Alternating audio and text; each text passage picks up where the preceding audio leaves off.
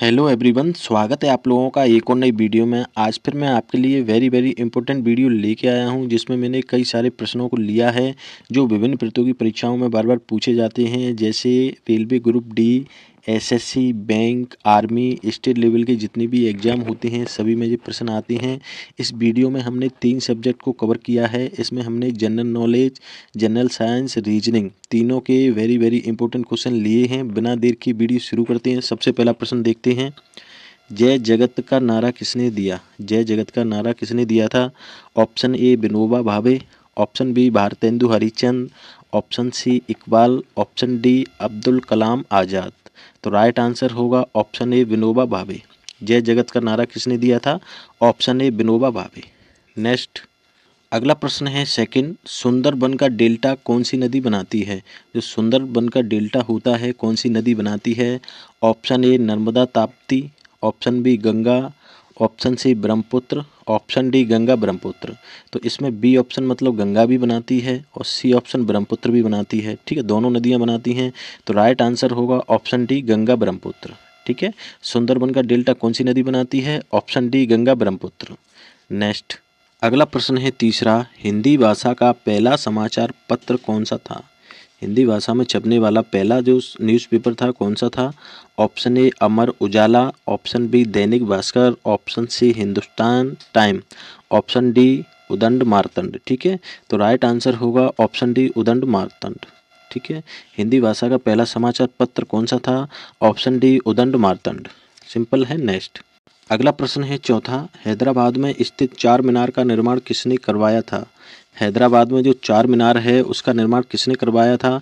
Option A Akbar, option B Rajendra Chola, option C Quli Qutb Shah, option D अंग्रेजों द्वारा। ठीक है, राइट आंसर होगा option C Quli Qutb Shah. Charminar का निर्माण किसने करवाया था?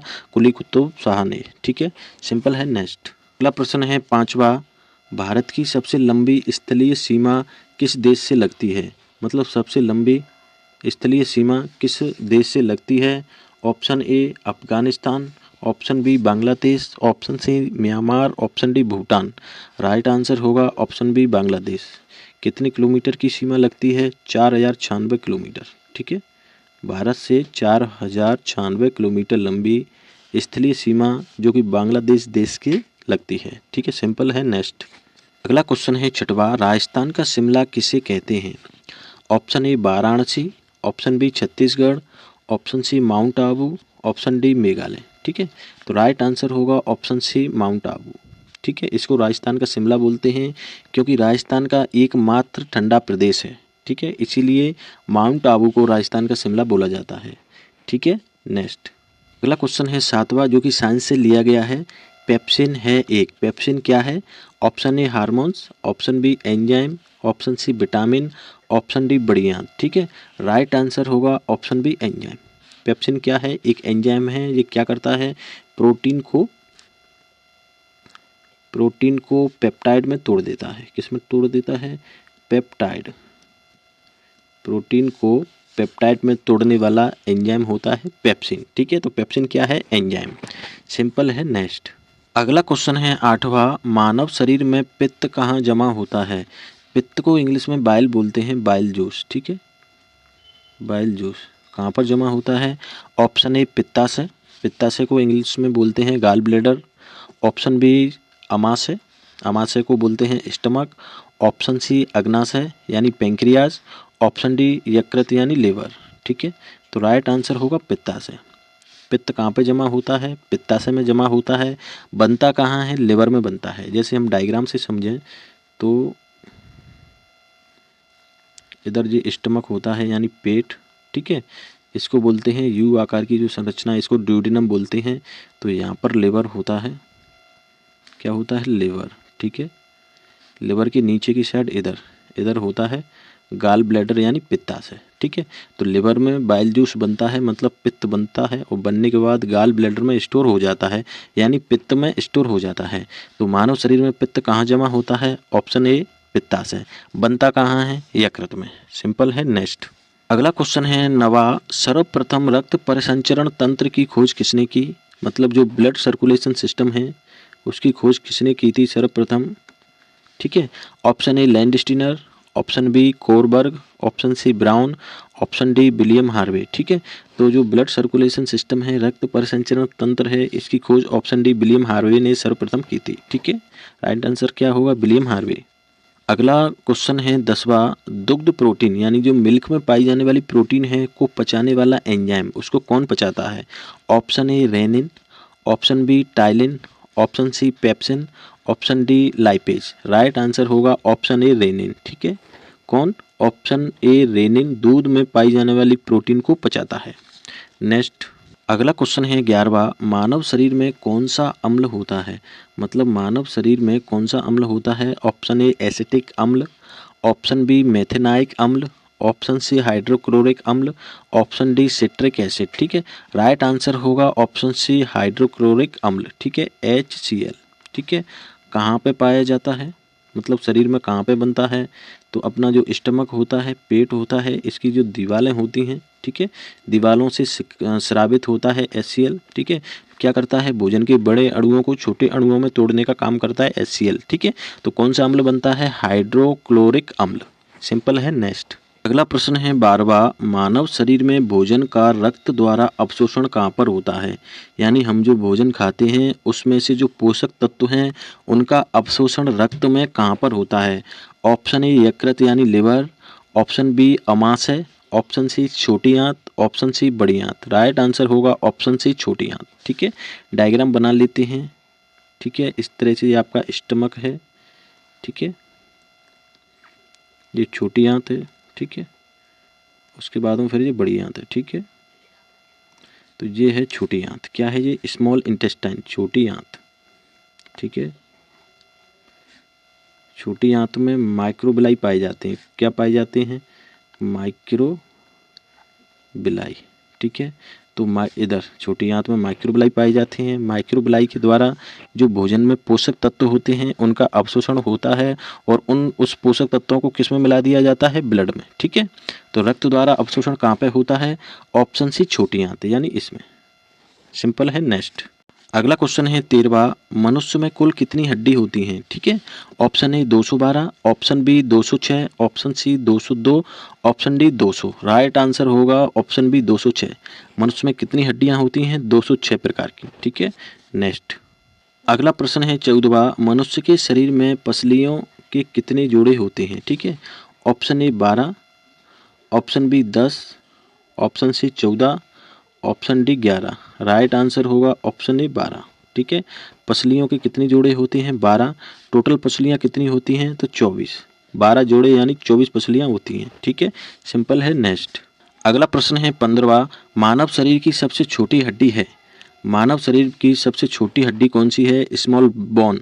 ऑप्शन ए नाखून, ऑप्शन बी जबड़े की हड्डी, option C stapes, option D नाक की हड्डी। ठीक है, राइट आंसर होगा ऑप्शन सी स्टेपीस। मानव शरीर की सबसे छोटी हड्डी कौन सी है? स्टेपीस। कहाँ पाई जाती है? कान में। याद रखना, कान में पाई जाती है। ठीक है, सिंपल है। नेक्स्ट, अगला प्रश्न है 16वां, जो कि रीजनिंग की कोडिंग डिकोडिंग चैप्टर से लिया है। यदि इंडिया INDI ए बराबर है 95491 तथा DELHI दिल्ली बराबर है 45389 तो मुंबई बराबर क्या होगा? ठीक है, तो इसमें इंडिया को 95,491 कैसे लिखा है? जैसे हम इसकी क्या करते हैं? Numbering INDIA।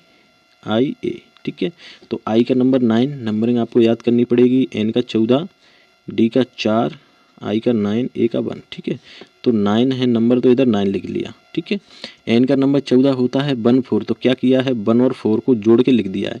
4 और 1 कितने होते हैं? 5। ठीक है, D का नंबर 4, N का मतलब I का 9, A का 1। ठीक है, 95,491 मतलब जो इंडिया के अल्फ़ाबेट हैं उनकी नंबरिंग की है। तो जैसे अगर मतलब दो अंकों की कोई संख्या है तो दोनों अंकों को जोड़ दिया है। जैसे यहाँ पे 14 है, इसको जोड़ दिया। जैसे हम दिल्ली में देखते हैं, D का नंबर होता है 4, E का 5, L का 12, H का 8 होता है, I का होता है 9। ठीक है, तो क्या करेंगे? 4 5, यहाँ पे 12 है तो दोनों अंकों को जोड़ देंगे। 1 और 2 कितने होते हैं? 3। ठीक है, 8 9। कितना आया 4 5 3 8 9, 4 5 3 8 9, समझ गए आप। अब मुंबई को क्या करेंगे, नंबरिंग कर लेंगे, अगर डबल अंक हैं तो उनको जोड़ लेंगे। जैसे आप इसका स्क्रीनशॉट ले लो, मैं आगे बढ़ता हूँ। जैसे एम का नंबर होता है 13, यू का होता है 21, ठीक है, एम का फिर 13, बी आता है दूसरे नंबर पर, ए का नंबर 1, आई का नंबर 9, ठीक है। तो यहाँ पे 2 अंक हैं तो 3 और 1 हो जाएंगे 4, यहाँ पर भी 2 हैं तो 2 और 1 3, यहाँ 2 हैं तो 3 और 1 4, यहाँ 2 1 9, ठीक है। क्या संख्या निकल के आई, 4 3 4 2 1 9। कहीं आपको ऑप्शन में दिख रहा है 4 3 4 2 1 9, 4 3 4 2 1 9। ऑप्शन डी आपका बिल्कुल सही होगा, कर सकते हो, सिंपल है। नेक्स्ट अगला क्वेश्चन है 17वां, निम्नलिखित शब्दों को सार्थक क्रम में दर्शाने के लिए सही विकल्प का चयन कीजिए। आपको 4 सार्थक शब्द दिए हुए हैं, मतलब 4 शब्द दिए हुए हैं, इनको आपको सार्थक क्रम में दर्शाना है। जैसे ऊतक, कोशिका, जीव, जनसंख्या, ठीक है। तो सबसे पहला इसमें कौन आता है, कोशिका यानी बी। सबसे पहले सेल आती है, सेल को बोलते हैं कोशिका, ठीक है। कोशिका से कोशिका मिलकर क्या बनाती है, ऊतक यानी ए, ऊतक हो गया। टिश्यू, ठीक है, टिश्यू, ठीक है। और ऊतक मिलके क्या बनाते हैं, जीव यानी सी, BAC, ठीक है। ये क्या हो गया, जीव, जीव यानी, ठीक है। और जीव मिलके क्या बनाते हैं, जनसंख्या यानी डी, क्या हो गया ये, P यानी पॉपुलेशन, ठीक है। तो क्या क्रम बनेगा आपका, BACD, BACD किसी ऑप्शन में दिख रहा है, BACD, ठीक है। ऑप्शन ए सही होगा। सार्थक क्रम का मतलब है जैसे ऊतक, कोशिका, जीव, जनसंख्या, तो सबसे पहले कोशिका आती है तो बी, कोशिका मिलके टिश्यू बनाते हैं तो ए, टिश्यू मिलके जीव बनाते हैं सी, और सभी जीव मिलके क्या बनता है, जनसंख्या यानी डी। तो BACD, BACD कौन सा ऑप्शन है, BACD ऑप्शन ए, सिंपल है। नेक्स्ट अगला प्रश्न है 18वां, एक निश्चित कूट भाषा में MAN, मैन को NZM तथा बॉय को YLB लिखा जाता है, तो उसी कूट में WOMAN, वुमेन को क्या लिखेंगे, ठीक है। तो MAN सबसे पहले क्या करना है, इसकी नंबरिंग MAN, इसको क्या लिखा है, NZM, ठीक है। M का नंबर कितना होता है 13, N का 14, तो क्या हुआ है +1, ठीक है। ए का नंबर 1, Z का 26, ठीक है, तो -1, ठीक है। इधर N का नंबर 14, M का होता है 13, तो -1, मतलब कोई क्रम ही नहीं बना, यहाँ प्लस हो गया फिर माइनस, इसका मतलब ये तरीका नहीं लगेगा, कोई और तरीका हमें सोचना पड़ेगा। जैसे MAN को इन्होंने लिखा है NZM, ठीक है। तो एक चीज़ हमें देखने से पता चलती है, M का जो अपोजिट होता है, विपरीत होता है, वो N होता है। विपरीत भी आपको याद करने पड़ेंगे, जैसे A का विपरीत होता है Z, A to Z, B का होता है Y, इस तरह से आपको याद करने पड़ेंगे, ठीक है। A का अपोजिट होता है Z, A to Z, N का अपोजिट M, ठीक है। यहाँ पे अपोजिट अल्फ़ाबेट लिए हैं, जैसे BOY, तो B का अपोजिट क्या होता है, बाई, O का L लास्ट ऑर्डर, और Y का B, तो YLV, यहाँ पे YLV, इसका मतलब यहाँ पर अपोजिट अल्फ़ाबेट लिए हैं, ठीक है। आप समझ गए होंगे। वुमेन का हम अपोजिट करके देखते हैं, स्क्रीनशॉट ले लो, आगे बढ़ता हूँ।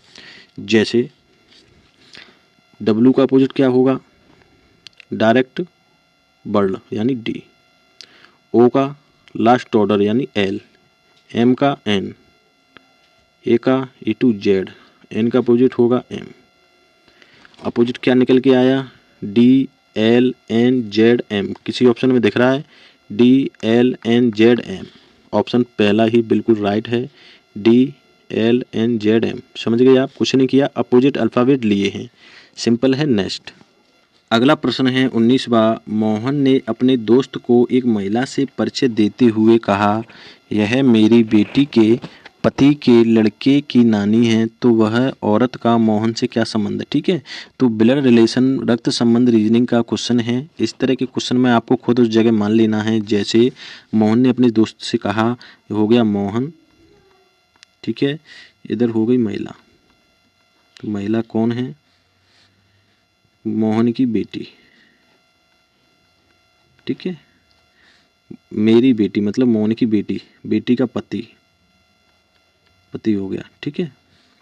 पति के लड़के, ये हो गया पति का पुत्र यानी लड़का, ठीक है। तो ये मोहन की बेटी के पति का पुत्र है, तो बेटी का भी पुत्र है, ठीक है।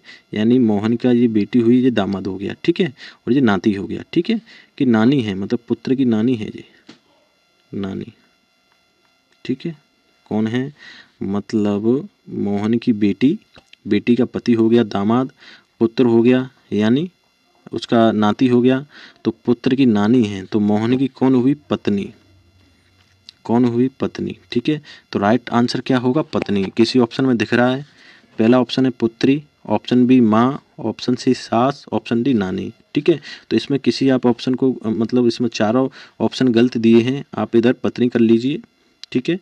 पत्नी, ठीक है, पत्नी। तो ऑप्शन सी बिल्कुल राइट होगा। मोहन की कौन है? वो पत्नी, ठीक है। क्योंकि मोहन के बेटी के पुत्र की नानी है, बेटी का पुत्र मतलब समझ गए आप, नानी है। तो मोहन की कौन होगी? वो महिला पत्नी होगी। ऑप्शन सी सिंपल है। नेक्स्ट देखते हैं आखिरी प्रश्न। अगला प्रश्न है 20वां। सौरभ उत्तर की ओर जा रहा है, ठीक है। वह थोड़ी देर चलकर 3 बार बाएं फिर 2 बार दाएं मुड़ता है। अब वह किस दिशा की ओर जा रहा है, ठीक है। दिशा चैप्टर से लिया है, तो सवाल को करने से पहले आपको पता होना चाहिए कौन सी दिशा किधर होती है, ठीक है। तो कॉपी पर ऊपर की तरफ होती है उत्तर, नीचे होती है दक्षिण, ठीक है। दायां मतलब अपना दायां होता है, उसी को कॉपी पे दायां मानते हैं, तो दायां होता है पूरब, ठीक है। बाएं तरफ होता है पश्चिम, ठीक है। आपको दिशा आनी चाहिए, इस तरह से आप चित्र बना लेना, ठीक है। तो मोहन क्या करता है? उत्तर की ओर जा रहा है, मतलब ऊपर की ओर जा रहा है, ठीक है। जैसे आप जा रहे हो, ये मोहन ऊपर की ओर जा रहा है, ठीक है। तो इधर दायां होगा, इधर बायां होगा, ठीक है। अपना दायां दायां माना जाता है, अपना बायां बायां माना जाता है। तो वह बाएं मुड़ता है, मतलब इधर मुड़ा एक बार, ठीक है। एक बार फिर मुड़ेगा, 3 बार मुड़ना है, तो फिर मुड़ गया, ठीक है। उसके बाद एक बार फिर मुड़ेगा, मतलब ऐसे मुड़ा, फिर ऐसे मुड़ा, फिर इधर मुड़ गया, 3 बार मुड़ गया, ठीक है।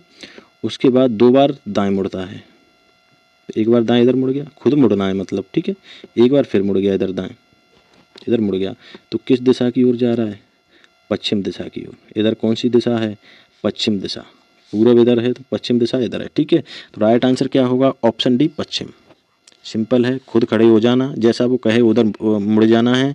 दायां आपको पता है, राइट हैंड को दायां बोलते हैं, लेफ्ट हैंड को बायां बोलते हैं, ठीक है। सिंपल है, आप कर सकते हो। फ्रेंड्स, अगर वीडियो आपको पसंद आता हो प्लीज़ चैनल सब्सक्राइब कर दिया करो, क्योंकि वीडियो बनाने में काफ़ी मेहनत लगती है, तो प्लीज़ सब्सक्राइब किया करो। वीडियो पसंद आए तो लाइक करना, पसंद नहीं आए तो लाइक भले ही मत करना और कमेंट किया करो। Thank you.